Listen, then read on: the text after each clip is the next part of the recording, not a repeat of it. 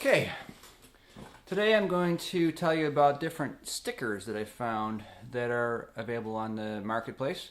One is by my acquaintance, Dr. Philip Kuntz, retired school teacher who got tired of putting electrical tape across the fingerboards of his students to help them learn where to finger on when they're just beginning. We've all probably had that. I had it when I started. It is ingrained in every violinist's mind because they all start out that way, just about. The Fiddle Jam book graphics of the fingerboard all have those tape marks on there. You can see them as well. It's ubiquitous in our violin world when you're learning. But Philip got tired of that, and what happens is, electrical tape is kind of thick enough where if you play like a low two between it, it might buzz against the high two tape mark. They were kind of a mess, and he thought that there's something could be done better, and so he did it.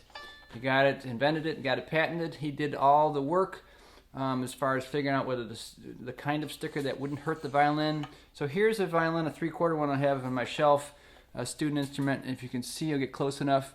It's got lines. It's a sticker. It's just stuck underneath the strings, between the strings, on top of the fingerboard.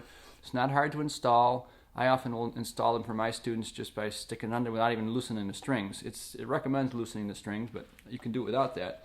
You have to buy it to the right size for your instrument. This is a 3/4, so I bought the 3/4 sticker. It works very well.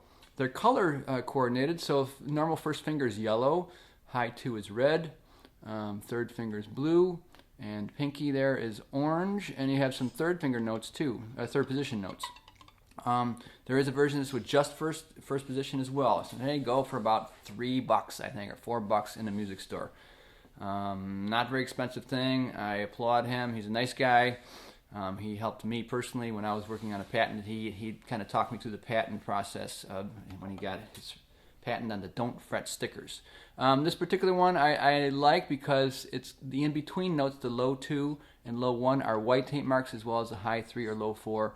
I like to explain those things to students when I'm starting, that the colored ones are the main notes and their in-between ones do exist. We'll get to those later. At least they can kind of start to visualize that it's all in there. So great product, not expensive, under $5 for sure, and you can stick it on your instrument. One other possibility as far as fingerboard stickers, I've had this one on here for a few years. I put it on as a lark. It's called the Fiddle Fretter. Now you can see I've actually worn the sticker right through. I'm too lazy to take it off. I think it'll come off pretty soon. What this one is actually frets. Can you see in the light? A little bit. Trying to get a good shot of it. Maybe you can hear me. Now actually the frets down here where I play often in the first couple of positions are actually worn off. What it is a clear sticker with fishing line underneath the sticker that's put in exact mathematical spots just like frets on a guitar or mandolin.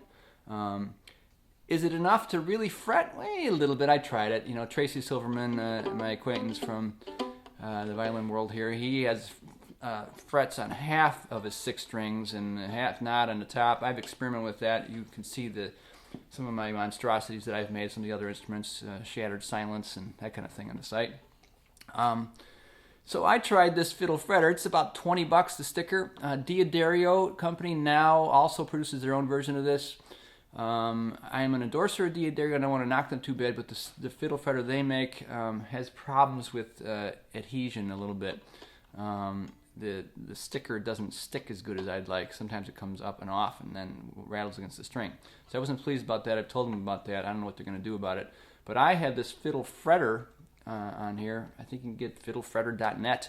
And I've had it on there for 2 or 3 years now. Do I need it? No, but you can kind of feel your way around a little subtly where you're playing in tune. I found myself being a little more daring and going up a little higher sometimes because I could kind of feel it. I don't know.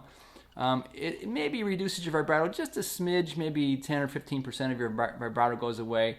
Now for me, that's not a big deal because my style is I lift off the string and do the harmonic squeal faux feedback technique as well, so the fret doesn't affect my style hardly at all. Classical violinists may find it a little bothersome sometimes, but I think it's cool. Fiddlers especially, if you want to nail right in tune, you don't vibrato anyway, it doesn't matter. So check it out, fiddlefretter.net. I love mine, I think it's cool. It's about to come off, as I say, I've worn right through, some of the fretting materials have fallen off and stuff, but I think it's cool, and I love to break the mold, as you guys know. And there you have it. So there's two things to help you figure out where to put your fingers when you're learning. Or even if you're advanced, you can try some new things like I did. So Dr. Philip Kuntz and his Don't Fret. I think you can get those through Shar. I have some too if you want to, in my shop, if you want to talk to me about that at Outlaw Fiddle. And try fiddlefretter.net for the fretted sticker. Kind of cool. There you go.